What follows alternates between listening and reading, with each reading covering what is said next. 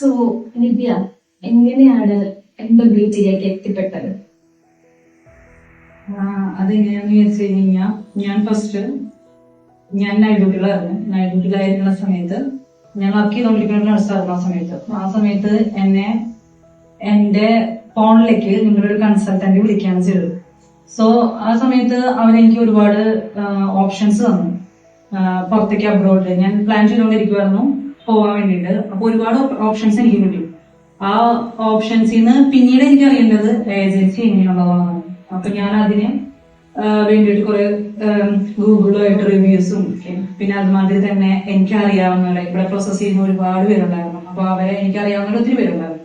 അപ്പൊ അവരോടൊക്കെ ചോദിച്ചപ്പോ തന്നെ അവരൊരു എന്താ പറയാ 100-ലൊരു 110% സ്കോറാണ് നിങ്ങൾക്ക് തന്നത്. അത്രയും എഫിഷ്യന്റ് ആയിട്ട് ചെയ്യുന്ന ഒരു ഏജൻസിയാണെന്ന് പറഞ്ഞു.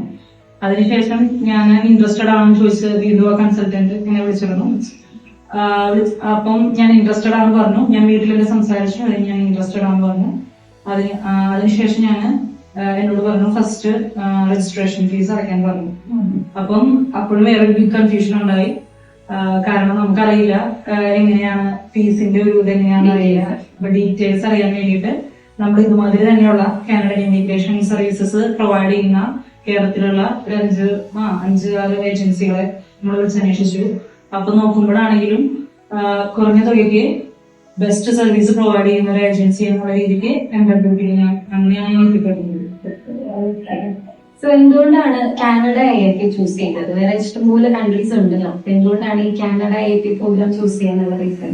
അത് ഞാൻ പറഞ്ഞല്ലോ, കൺസൾട്ടന്റ് ആണ് ഞാൻ വിളിച്ചത്. അപ്പൊ അവര് തന്നെ എനിക്ക് തന്ന, അതായത് എന്റെ ഡോക്യുമെന്റ്സ് ഞാൻ അവർക്ക് അയച്ചു കൊടുത്തു കഴിഞ്ഞപ്പോ അതിന്ന് ഞാൻ എലിജിബിൾ ആയിട്ടുള്ളത്, എനിക്ക് ഏറ്റവും ബെസ്റ്റ് ആയിട്ടുള്ളത് കാനഡ പ്രോഗ്രാം ആണ് എന്നൊരു അവര് പറഞ്ഞു. അവരുടെ ഒപ്പീനിയൻ എങ്ങനെയായിരുന്നു. അപ്പം നമുക്ക് അതിനെത്ര പിന്നീട് കോസ്റ്റ് വരും, കാര്യങ്ങൾ എക്സ്പെൻസ് എത്ര ഉണ്ടാവും, അതൊക്കെ നോക്കി കഴിഞ്ഞപ്പോഴത്തേനും കുറച്ചും കൂടെ എനിക്ക് അഫോർഡബിൾ ആയിരുന്നു. അതുകൊണ്ട് ഞാൻ ഈ AAP പ്രോഗ്രാം ചൂസ് ചെയ്തു.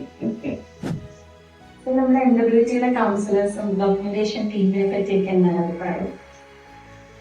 MWT-യില് ഞാൻ പ്രോസസ്സിംഗ് തുടങ്ങുന്നത് നവംബർ 2023 അന്ന് മുതല് എനിക്ക് MWT-യുടെ കൗൺസിലേഴ്സ് ആണെങ്കിലും ഡോക്യുമെന്റേഷൻ ഓഫീസേഴ്സ് ആണെങ്കിലും എന്റെ കേസ് ഹാൻഡിൽ ചെയ്ത ഓഫീസേഴ്സ് ആണെങ്കിലും ഏറ്റവും ബെസ്റ്റ് ആയിരുന്നു.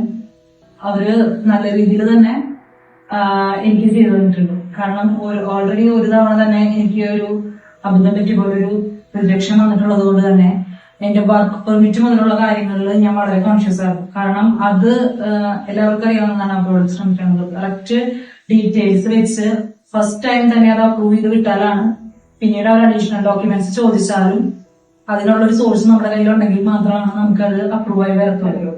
അപ്പൊ വർക്ക് പെർമിറ്റിന്റെ അവിടെ നിന്ന് മുതൽ എന്റെ ഡോക്യുമെന്റേഷനും എല്ലാം ഹാൻഡിൽ ചെയ്തത് ശ്രുതി മോൾ വിജയൻ എന്ന് പറഞ്ഞിട്ടുള്ള ഡോക്യുമെന്റേഷൻ ഓഫീസറാണ്. ആള് അസിസ്റ്റന്റ് ഡോക്യുമെന്റേഷൻ ഓഫീസറാണ് കാനഡ പ്രോഗ്രാമിന്റെ.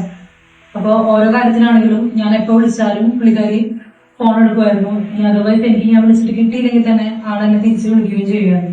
പിന്നെ ഇപ്പൊ ഓരോ ഡോക്യുമെന്റ്സ് കിട്ടാതാവുമ്പോ ടെൻഷൻ ആവുമ്പോഴാണെങ്കിലും വേണ്ട, അതിനൊരു ഓൾട്ടർനേറ്റീവ് ഉണ്ട്, അല്ലെങ്കിൽ ആ ഓൾട്ടർനേറ്റീവ് ഇന്നതാണ് എന്ന് പറഞ്ഞു തന്ന് അത് കൃത്യമായി ഫയൽ ചെയ്യാനും പിന്നെ എല്ലാ കാര്യങ്ങളും പിന്നെ ഫയൽ ചെയ്ത കാര്യം ശരിയാണോ എന്നുള്ളൊരു കൗണ്ടർ ചെക്ക് ചെയ്യില്ലേ, അപ്പൊ റീചെക്ക് ചെയ്യാൻ വേണ്ടിയിട്ടാണെങ്കിലും അവർ ഓരോ മിനിറ്റും നമുക്ക് അയച്ചുകൊണ്ടിരിക്കും ചെയ്താണ്. അപ്പം അതുകൊണ്ട് തന്നെ നമ്മുടെ ഒരു പെർമിഷൻ ഇല്ലാണ്ട് അല്ലെങ്കിൽ വിത്തൗട്ട് പെർമിഷനോട് കൂടിയിട്ട് അവരൊന്നും സബ്മിറ്റ് ചെയ്തിട്ടില്ല.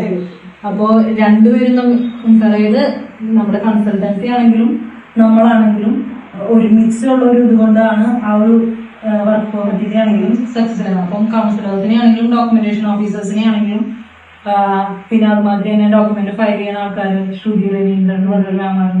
അപ്പൊ ആളാണെങ്കിലും വളരെയധികം നല്ല സപ്പോർട്ടീവ് ആയിരുന്നു. അതാണ് ഏറ്റവും വലിയൊരു വലിയ ഭാഗ്യം എന്ന് പറയുന്നത്.